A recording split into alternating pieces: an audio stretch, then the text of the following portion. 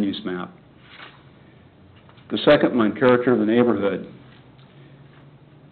I'm suggesting in my report that when evaluated against this criterion, that it does not support the application. A lot of that judgment is based on the potential future uses of the property, not necessarily what's there now. And in so doing, my intention in doing that is to consider what's going to happen in the future, which is, I think, what good planning does. The next criterion is harmony of proposed use with nearby zoning and uses. For the very similar, if not the same reason, I'm suggesting that this does not, an evaluation against this criterion does not support the application.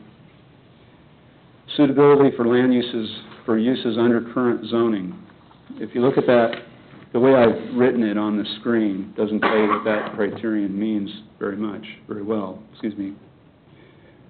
What it specifically says is the suitability of the property of the uses to which it has been restricted under the applicable zoning district regulations. So this is saying, can the property be used or put to a good purpose under the current zoning restrictions? And I'm suggesting that it can. It can be used for a variety of retail uses, including the liquor store and the convenience store that are there now. And so that suggests that this does not support the application. The length of time the property has remained vacant. The property is not vacant, and so I'm suggesting that that does not support the application. The extent to which the approval would detrimentally affect nearby properties. And I provide some rationale in the report to say that it does not support the application. I think this is fairly subjective, but that's the recommendation I'm making. Extent to which proposed uses would substantially harm the value of nearby properties.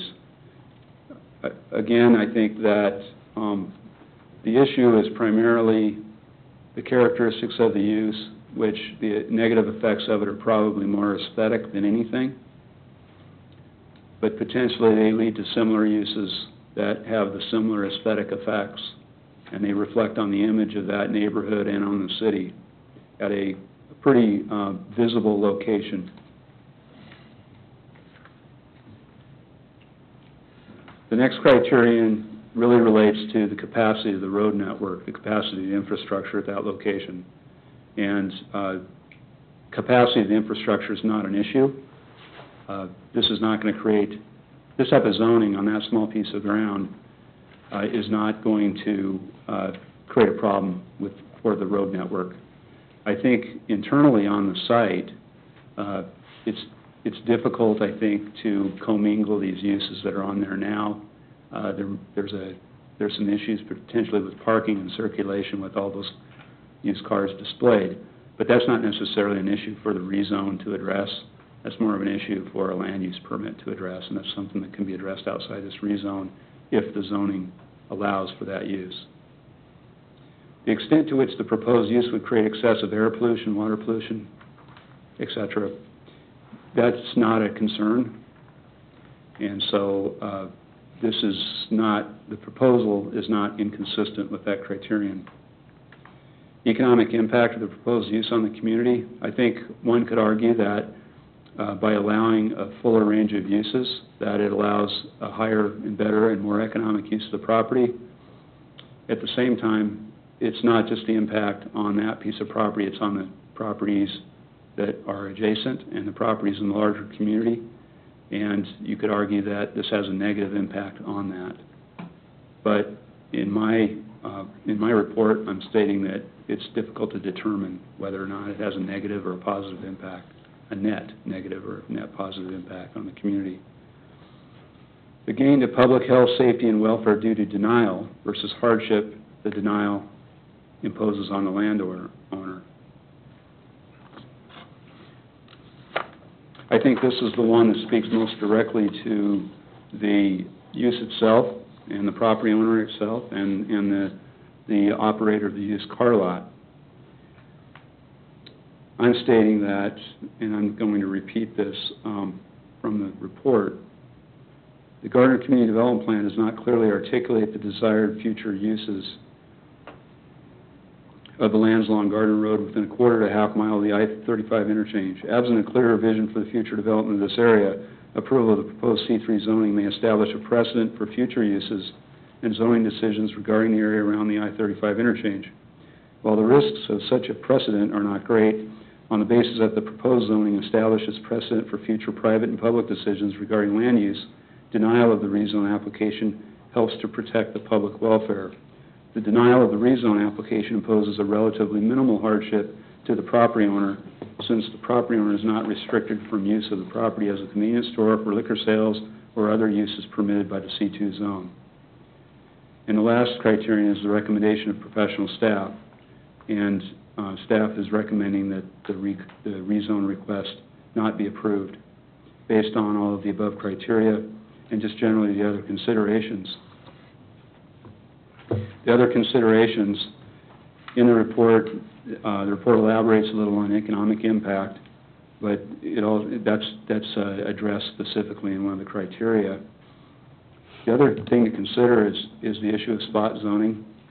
And spot zoning, in my experience, has been somewhat in the eye of the beholder, but generally it means that you're granting you're granting a rezone, or you're changing the zoning to allow a particular use by a single person or a few people when there's not a plan for that area that supports that.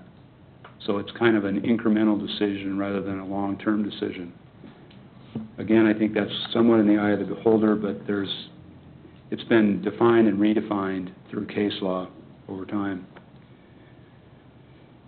The other issue is Gardner Road is a gateway to Gardner, and there is no policy statement that's articulated that says Gardner Road is a gateway to the city of Gardner.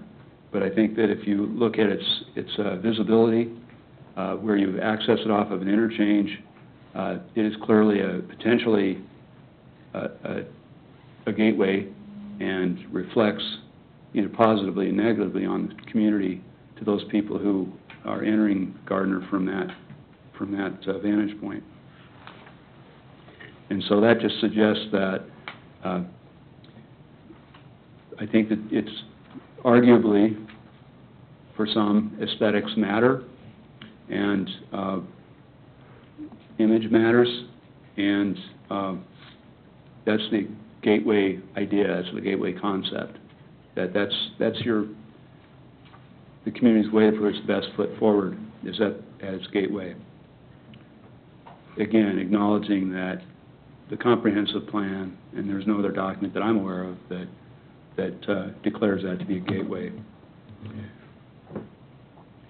So with that being said, staff is recommending that this not be approved and that recommendation be forwarded to the City Council.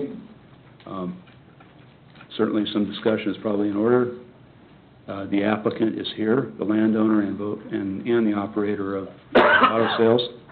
And I imagine I'm not certain of this, but they might have a presentation and they certainly can answer questions. I'd be happy to answer any questions you might have. Thank you. Do you have any questions for staff at this time? Not at the moment. Would the applicant like to step forward and have a presentation, or?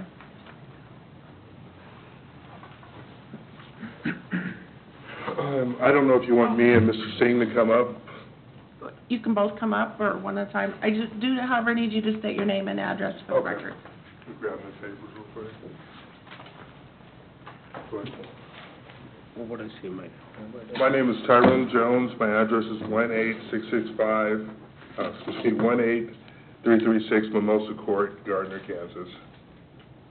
Okay, my name is Kulwant Singh, and my address is 9331 Kenton Street, Lenexa, Kansas, 66227.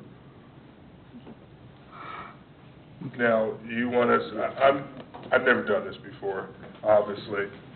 I think where the problem started with this is we applied for a permit from the City of Gardner, and the City of Gardner granted us a permit to do business there.